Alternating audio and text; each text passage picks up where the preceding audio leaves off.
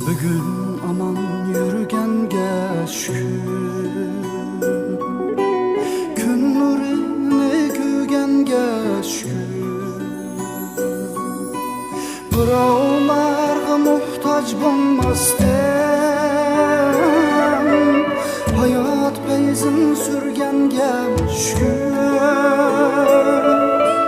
Hayat peyzin sürgenge şükür.